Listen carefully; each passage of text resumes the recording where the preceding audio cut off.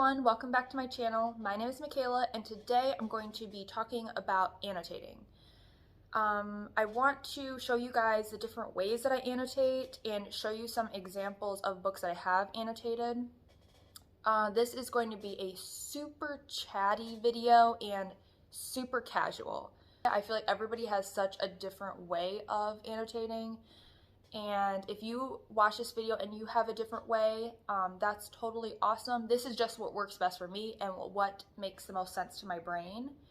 But yeah, I love watching annotating videos, and I don't know, it always inspires me to see people like interact with their books and highlighting and tabbing. So yeah, I hope you get something out of this video and maybe inspires you or gives you some new ideas. But yes, let's go ahead and get right into it. And today I'm going to be talking about how I annotate. So I wanted to make this video because, well, I know there's a lot of videos out there on how to annotate, but they're one of my favorite videos to watch just because I love seeing like how people annotate and what they decide to annotate. And I find annotating just really fun in general because you just have a much more personal reading experience with the book when you annotate. So I just wanted to go into how I annotate and just kind of show you some of the books that I've done and just give you kind of like my personal thoughts on annotating and just show you, like I said, some of my books that I've done. So let's get right into it. The first thing I wanted to talk about was what tools do I use when annotating? So I have a lot of different things I use. First and foremost is pens and highlighters. So I just wanted to show I have a couple of like huge bins that I keep of pens, highlighters,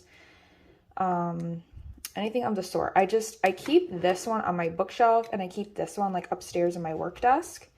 And it's just full of every random pen that I've ever gotten in my life. Every pen that I've gotten from the bank, I save. And scissors, glue sticks. I don't know. This is more for like journaling and stuff. So I have just, tons of different pens, scissors, glue stick, all kinds of things. Scooting those over here. And this one is in a little teapot that I got at like a consignment antique store. And yeah, it's a joy every time I come up to my work desk and have to pull a pen out of this little teapot. I love it. Okay, so obviously you need pens and pencils, and that's kind of like up to you. Do you want to, sometimes I use pencil, sometimes I use pen, and sometimes I use highlighter. So I'm going to go into and show you some of the books after this and kind of show you like when I might use a pen, when I might use a pencil, and what I might highlight, etc. But just to show you a few more supplies, I have also these highlighters that I got these on Amazon, and they're just like pretty pastel colors, like very earthy tones. Obviously I have more like vibrant ones, but sometimes these are just too bright, and I don't know, I like these more earthy tone ones. Like especially this one right here and just these ones right here. I don't know, they just make the prettiest highlighter, like highlights. And yeah, I really like these. And okay, so now we have pens, highlighters, pencils. The next tools that you might need, or what I use when annotating, is stickies. So I have a ton of different stickies to show you guys. The first ones that I got were these ones. And okay, so I will also try to find, if any of these things that I bought, I will try to find the links to them for Amazon, because like these highlighters and all these stickies, I bought them on Amazon. So I'll try to find them and leave like a link for you guys if you were interested in picking these like specific ones up. But pretty much any stickies will do. So I really liked these ones in particular because they are like plasticky waterproof. So they don't tear. They're just really durable, and I loved the colors. Again, they're like very earth tone colors. And then these larger ones I liked because anytime I would get to a section that was like extra important to me, I would use these large ones. So I really liked those stickies. The next ones I got because I wanted more colors. were all of these stickies. And okay, something I did not like about these were how they are all solid. Like for the last one I just showed you, these ones that have the white part, it's actually when you take this off and put this on a page, that white part is like transparent. So, you know, sometimes you want to, when I get to a part that I want to annotate or highlight, it's like over text. So when I put a sticky on there, it's helpful to have these clear ones because when you put it over text, you can still see the text. And these are kind of annoying because you can't see the text. I mean, I can work around it, like just put it in more of like an empty spot and not exactly where you want it to annotate it. But yeah, these are nice because, like I said, I wanted more colors, but I was kind of disappointed because I feel like they're like all blue. Like, yeah. So moving on. I also have these stickies. These ones I was really disappointed with because I expected them. Okay, so the description on these was really bad. It said that they were like waterproof, just like how the ones I just went over, like they're all that plasticky waterproof, they're not going to tear. And when I got these, I mean, you can tell that just by looking at them, they're paper and they're super thick. And I was like, whoa, what the heck? Like these aren't like regular stickies. And then what I realized is that's because they're actually stickers. So this whole thing like comes off and the whole thing comes off and this is a sticker. So it wouldn't like stick out of your book like how we normally see annotating. You would like be putting it in the book and I guess writing on it or, you know, doing whatever you want. They're not transparent though. So I've used these more for like note taking. But yeah, those are all the supplies that I use. So stickies, pens, highlighters. I also didn't show that I have a bunch of Post-its too. And I do like to use Post-its for if you have like a really, you know, you have a big thought and it's not going to fit in the margins, or maybe there isn't a lot of margins on that page. I like to use Post-its for that, to like write on there and, you know, stick it in my book. Another good thing that you could do is like at the end of every chapter, or, you know, every 50 pages or whatever you decide, you could do like chapter summaries and write that on a Post-it and stick that in your book. I've been doing that actually, but I haven't been like sticking in the book. I've just been keeping like in my reading journal, every 50 pages, I'll do summaries. And yeah, so I don't know, that helps me with like reading comprehension. Okay, moving on. The next point I wanted to talk about was how do you organize your stickies? Okay, so some people like to use the different colors. So some people like to use like the different colors to each mean a different sort of emotion or theme, such as like if you want to put a key in the front of your book and organize by like points of conflict, character development, romance, you know, etc. Or like if you want to organize by how parts make you feel, so you could do like angry, happy, sad, funny, it's like etc. I don't organize that way. Personally, how I organize is I love to have my stickies match the covers of my books, and I will show you a few examples. Because for me, the way I annotate, and I'm going to get into this more, but I don't annotate by like theme like that. I annotate by parts that were important or meaningful to me, and anything that I would want to come back to in the future and reread that section. Anything that just stood out to me that, like I said, I would want to reread. So just showing you a handful of examples. First, I have 𝚲𝙃 and the Nightingale by Catherine Arden. So obviously the cover is blue, so I did all my stickies in blue. Same thing with The Winter of the Witch. So, you know, the cover is yellow, and I did all my stickies in yellow. And it has been so difficult to find yellow stickies. That was why I tried to make that order when I got like these weird ones from Amazon that turned out to just be straight stickers. Like they don't actually stick out of the book like these do. Yeah, and I was disappointed because I was looking for more yellow. It's very hard to find pretty yellow stickies, unless you want the very popping, like, Post-it brand ones, which I don't typically, like, I don't know. I always gravitate towards these more earthy tone ones. And then lastly, just by color, I wanted to show you my copy of 𝚆𝙸𝚃. And I did all, like, gray, bluey, lavender-ish tabs for that. So the next thing I wanted to expand on was, what do you tab? So like I was saying, I looked to tab pages that stood out to me in some way. Things that I know I'd like to go back to in the future. So I'm tabbing all the most important parts to me. Yeah, so I'll always be able to go back to that book and find those parts later. So let me just like flip through some of these like as I'm talking to you and just give you an idea. So like for this page of 𝚆𝙸𝚃, this was like one of my favorite quotes. Let's see, what page is this? Page 219. Yeah, so like on this side, I just had a look. You know what? Spoilers for 𝚆𝙸𝚃. I just realized this. But on this side, I just had like, you know, a thought. So I just, like a prediction for later on in the book, I just popped that in right there. And on this side, I'm just making a note to remind myself, like, okay, this passage is amazing and I loved it.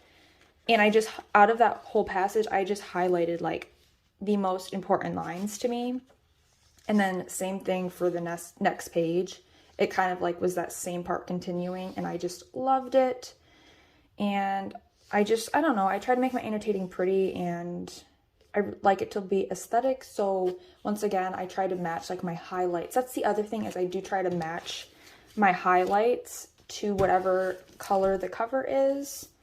So for The Winter of the Witch, all my highlights are in yellow, except for, so the thing is, if you're doing everything in the same color like that, it can be hard to differentiate.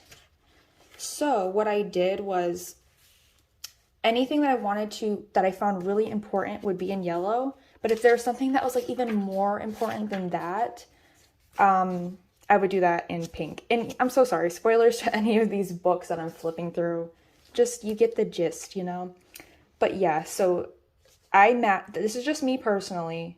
Whatever works for you is awesome, but this is just what works for me is I match my tabs and I match my highlighting to the book. And then, like I said, in cases when I want to emphasize that I loved that line even more, I will highlight that in a different color that's super sparse. Like, I really reserve it for only like the most standout stuff. But yeah. And then I wanted to talk about, so sometimes I'll just underline a quote I really liked. Like, I don't know, like, so in this book, The Bear and the Nightingale, I did that a lot, where I would just underline, like, quick bits. And typically it would be like, I liked them, but I didn't need to highlight them. And usually it was parts that was, like, very atmospheric descriptions, or like this part, perfect as a snowflake. So it's like describing that, and something about like that description, I just really liked it. So I just used a pencil. It's kind of like bolding something in Microsoft, like, or in an email or something. Like, it's like, when do you use italics and when do you use the bold? I don't know. For me, it starts with pencil, then it goes to highlighter, and then it goes to a different color highlighter. And it just makes sense in my head. I know some people kind of, like I said, you'll keep a key in the front and each color means a different thing. And I don't know, I think that's a really cool way to do it and organize it. But this is just what works best for me. Okay, the next part I wanted to talk about is, what do I write? So when a passage gives me like a particularly strong feeling and I have thoughts I want to expand on, that's when I'll either jot it down in the margins, or like I said, if it's a big thought and I have a lot to say, that's when I'll write it down on a Post-it and stick it in. So I know in The Winter of the Witch, I did do quite a few Post-its. So another thing I did with Post-its was, like, wanting to emphasize something even more. So I know how I said I will travel from a highlighter that is the color of the cover, if I have that, obviously. I mean, I don't know if I have like purple highlighters, but I will start with like one highlighter color, move on to a different highlighter cover to emphasize it. And then something I did here with Post-its was if there's something I wanted to emphasize even more. So like here I said, oh, this whole chapter is magic, chapter 11 in The Winter of the Witch, because I just wanted to emphasize it even more. And when I do this little quick breeze flip through, that will really stick out to my eye, and it will make me stop there and like reread whatever that was, whatever I wanted to say right there. Another thing, like I was talking about earlier, is for these larger stickies, and that's another way that I'll emphasize to myself. So when I'm looking at this from just the outside, anytime I use the really, oh my gosh, you can't even see, I'm sorry. Anytime I used these really big stickies is times I know was like, it was something very important to me, something that, I don't know, I wanted to remember, or I highlighted like a ton on the page. Let me go see, what was this one? Yeah, so I don't know, it was like something that just really stood out to me and I found like very important or very standout. It's super, like my way of annotating is super subjective. Like there's no wrong way to do it. And there's no wrong way to annotate in general. Like even if you're doing it the method where you use a key and you have each sticky color mean something different, there's no wrong way to do this. It's just finding a way that works for you in a way that's fun for you. Because this, I feel like annotating, it should be fun. Like it should be an activity that allows you to engage with your books. So that's the next thing that I'm going to jump to that I wanted to talk about, was like, what is the benefits of annotating? And like, why do I do it? So the first thing that I want to talk about was I feel like when I annotate, I have way better reading comprehension. And I feel like I got so much out of this book.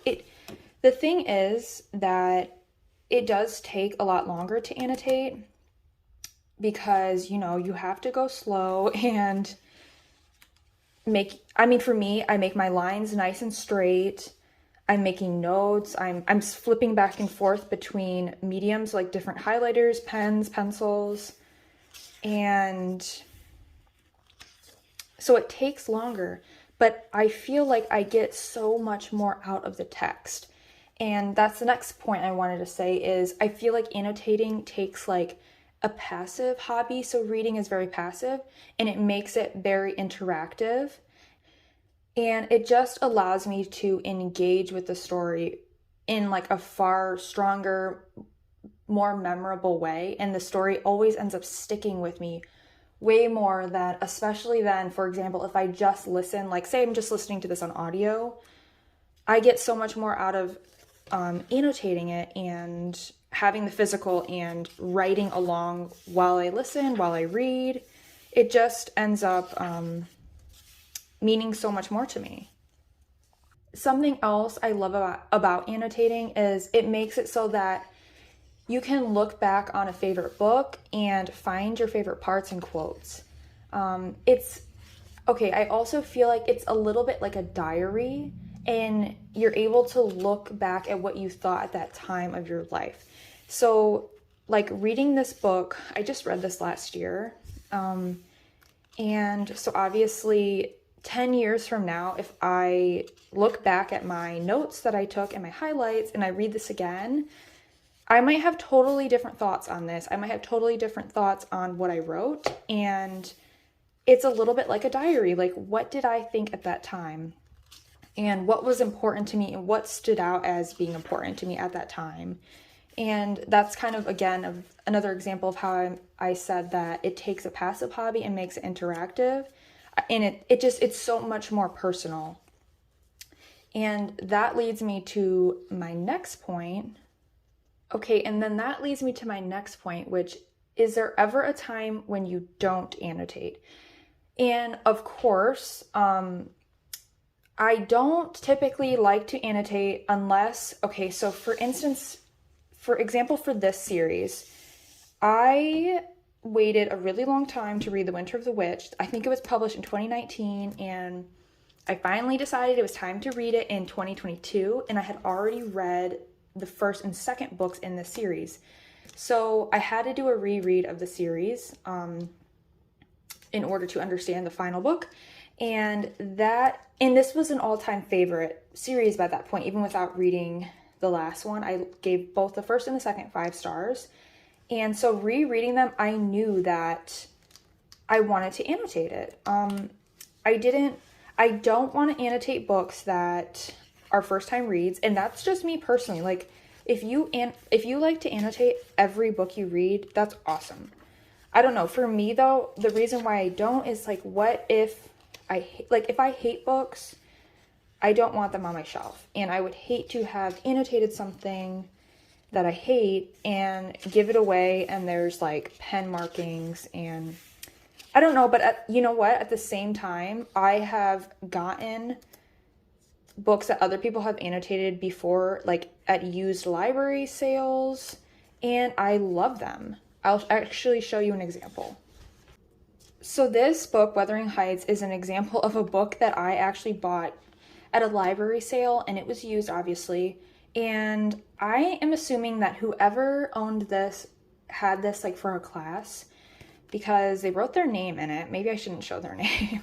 They wrote their name in the front cover, and it is highlighted every which way and back.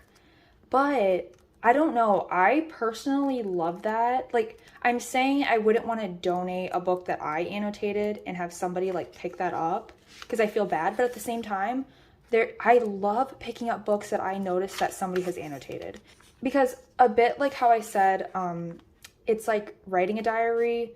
It's also like reading a diary, like reading someone's diary. So when I'm looking through this, it feels like, I don't know, like there's secrets in here. Like, I don't know, like this was somebody's thoughts. She dog-eared this page. She highlighted all of this. And like what parts were, she wrote that, like what was important to her. And I don't know, it's just, to me, it's like kind of like reading somebody's diary. But back to the point of, before I went on that tangent, so I was talking about, is there ever a time when I don't annotate? So I do not typically annotate unless it's a reread and it's an all-time favorite, and I know I want to invest myself fully into the story and into the text and really get every last bit out of it. Then that is a perfect scenario for annotating. If it's the first time reading it, I don't want to write in it until I know that it's going to be something that I love.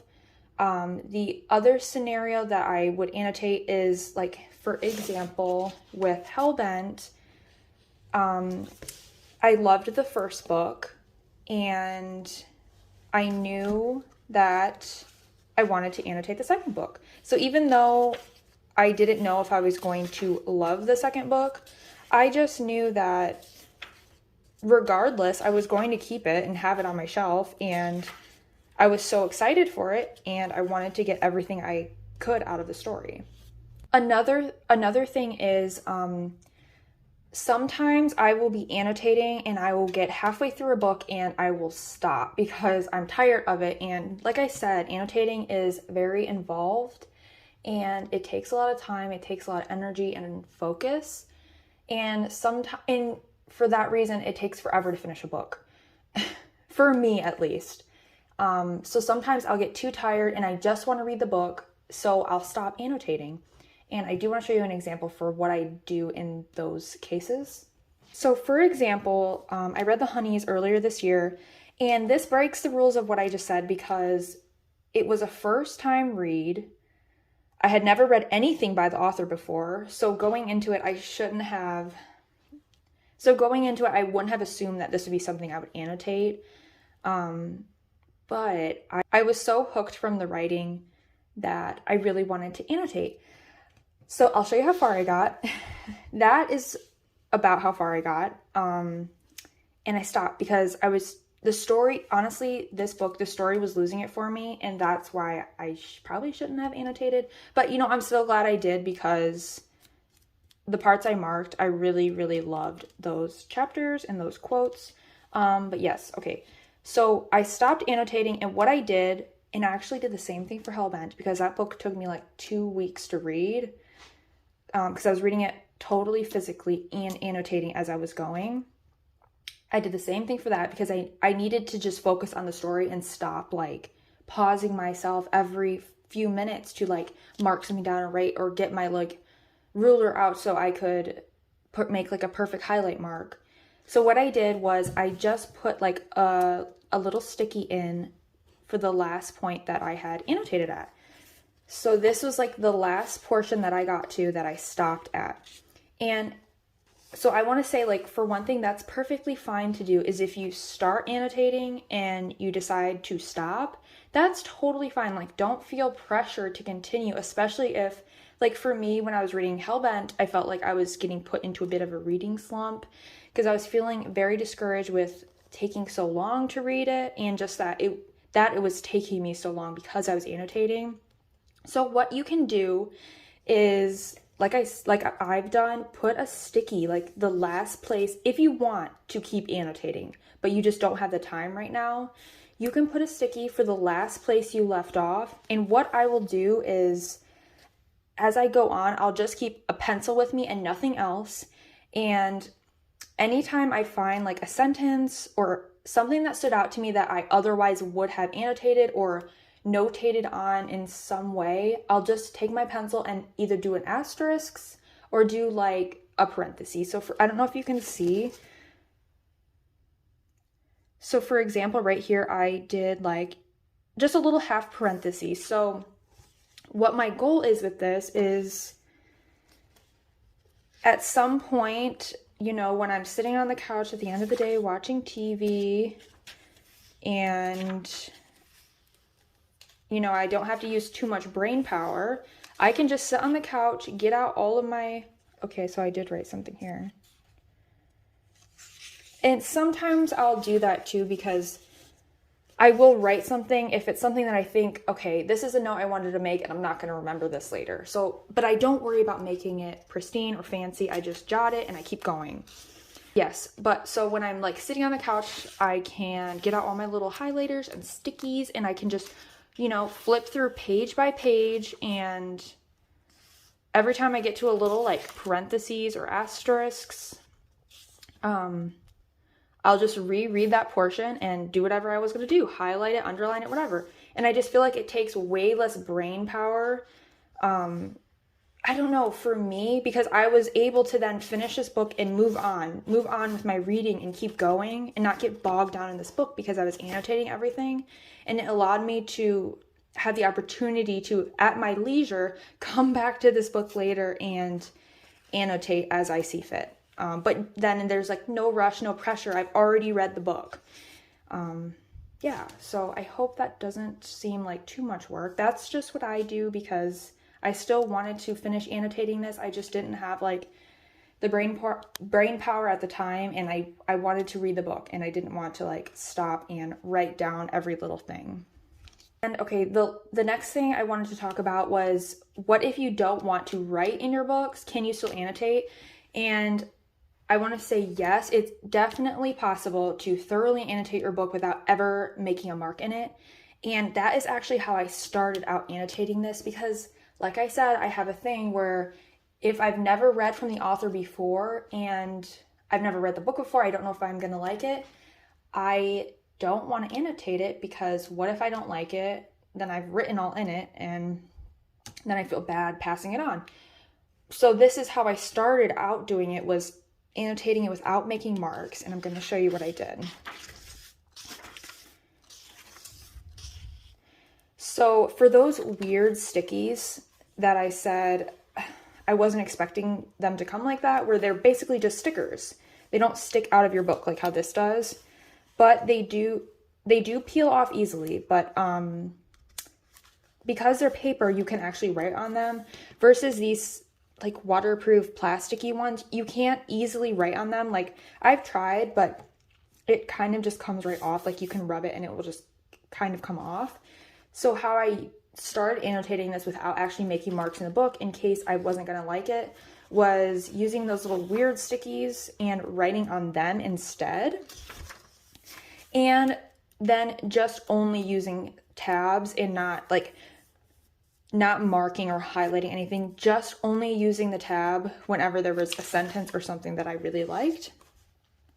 Another thing I would do when I would write on the little sticky was for a quote that I would typically highlight, I would just write that on the sticky, like write the quote right on there and just paste it in. So it felt like I was highlighting, because when I flip through this, I'm going to see all of these little these blurbs, and they're going to stick out to me, and it's going to make me look back and see what quote was that. So it definitely, you can highlight without ever having to highlight. And say I ended up hating this book and wanted to get rid of it right after finishing it, I could always come back in here and peel these right off, and then the book is pristine, brand new, and just take all my stickies out.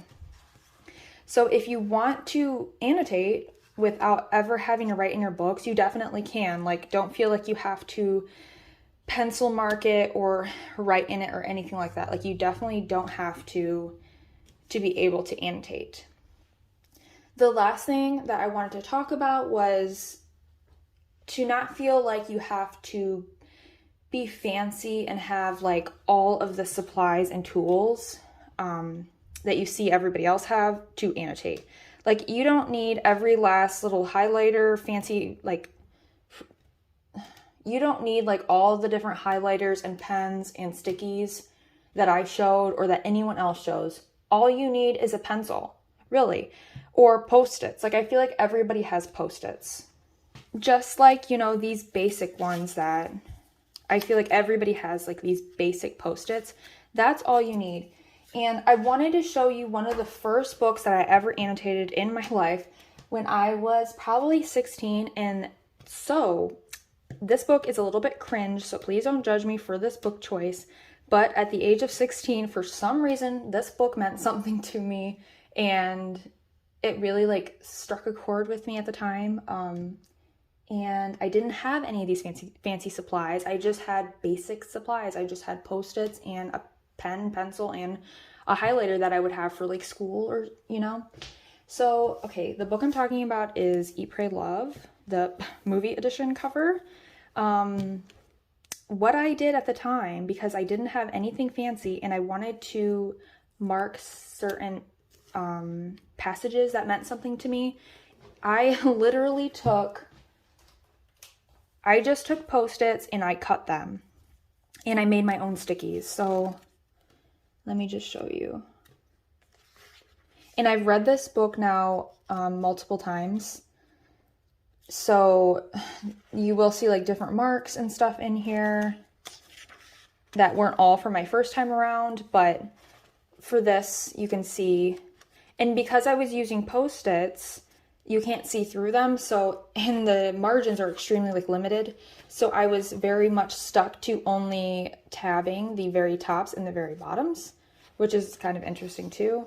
But yeah, what I'm trying to get at here is you don't need anything fancy at all. And you don't need to annotate at all either. It's only if this is something you're interested in and you like I said, you want to interact with the text more and make it a loved book. Well, you don't have to annotate for it to be a loved book, but you want to take that love for your book and be able to see it. That's what it feels like. I can see my love for this book on the page.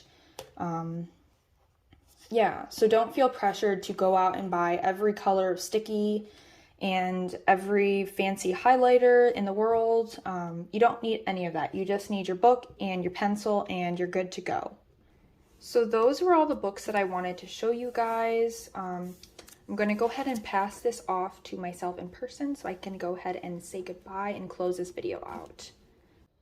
So I hope that all made sense. I hope that this gave you some ideas for your annotating, or maybe inspired you to try annotating a book.